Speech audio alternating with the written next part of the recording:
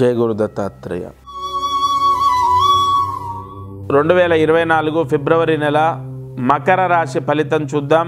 ఉత్తరాషాఢ 2, 3, 4 పాదాలు, ధనిష్ట నక్షత్రంలో 1, 2, శ్రవణ నక్షత్రంలో 4 పాదాలు మకర రాశి వారు ఉంటారు. మకర రాశి వారికి ఏలినాటి శని ఉంది. ఏలినాటి శని దోషం చేత, అలాగే కొన్ని గ్రహాలు అంటే పంచమ గ్రహాలు రవి, బుధులు, శుక్రుడు, కుజుడు, ఈ 4 గ్రహాల యొక్క దోషం కూడా ఈ నెలలో సంభవించడం, ఏలినాటి శని దోషం కొద్దిగా, దాంతోపాటు ఈ గ్రహ దోషాలు కూడా ఉండడం చేత ఆ ఏలినాటి శని దోషం కూడా ఎక్కువ అవ్వడం, ప్రధానంగా ధన సమస్య, ఆర్థిక సమస్య వస్తుంది.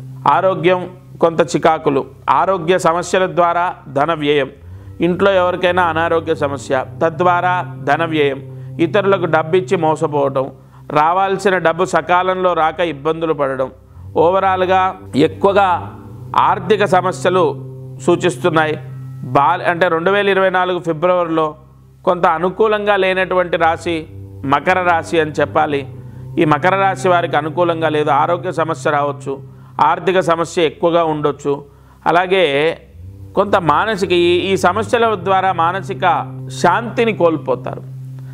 మిగతావన్నీ కూడా ఎలా ఉన్నాయి అని మనం చెప్పుకోవడం ఎందుకు, ప్రధానమైన ఈ ఆర్థిక సమస్యలు, అనారోగ్య సమస్యలు, మానసిక అశాంతి, ఇవే మనకు ఇబ్బందులు అని సూచిస్తున్నప్పుడు మిగతావి ఏంటి? చదువు, ఆరోగ్యం కొంత ఇబ్బందే, ఇక మిగతా చదువు మధ్యమం, భారీగా గత నెల కన్నా ఈ నెల బ్రహ్మాండంగా ఉంటుందని ఏం లేదు, ఓకే, నాట్ బ్యాడ్.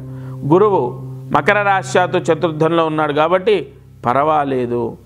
విదేశాలకు వెళ్ళాలి, విదేశాలకు వెళ్ళే వాళ్లకు అనుకూలంగా ఉంటుంది.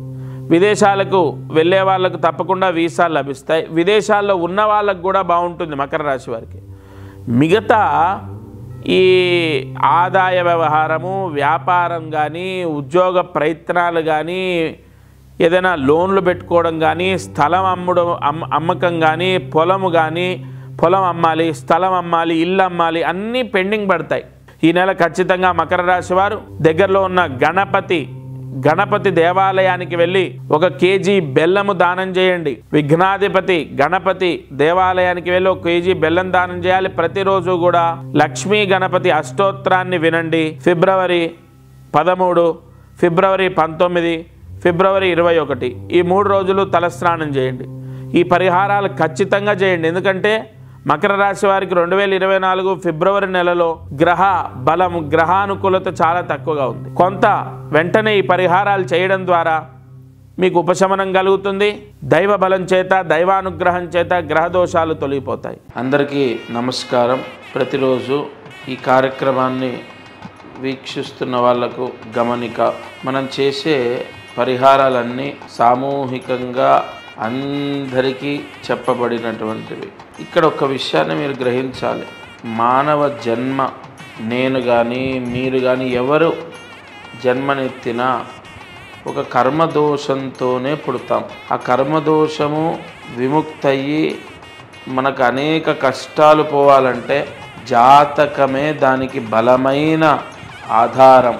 కావున ఎవరైతే ఈ ఛానల్ చూస్తున్నారో వాళ్ళకు విపరీతంగా, అంటే ఈ ఛానల్ చూడండి, దీంట్లో చెప్పిన పరిహారాలు చేయండి, ఓకే, అయినా కూడా మీ కష్టాలు తొలగలేదు, లేదా విపరీతంగా కష్టాలున్నాయి, ఇంట్లో సమస్యలు ఉన్నాయి, అమ్మాయి విషయంలో, అబ్బాయి విషయం, ఇలా అనేక విషయాల్లో సమస్యలు ఉన్నాయి అన్నప్పుడు తప్పకుండా మీ జాతకాన్ని పరిశీలింప చేయించండి.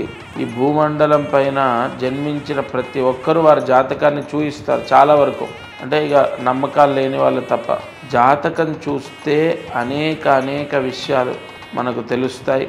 మీరు కింద కనపడుతున్న నెంబర్కి కాల్ చేసి మీ జాతక వివరాలు ఇవ్వండి. తప్పకుండా నేరుగా నేనే స్వయంగా మీతో మాట్లాడతాను. జై గురు దత్తాత్రేయ.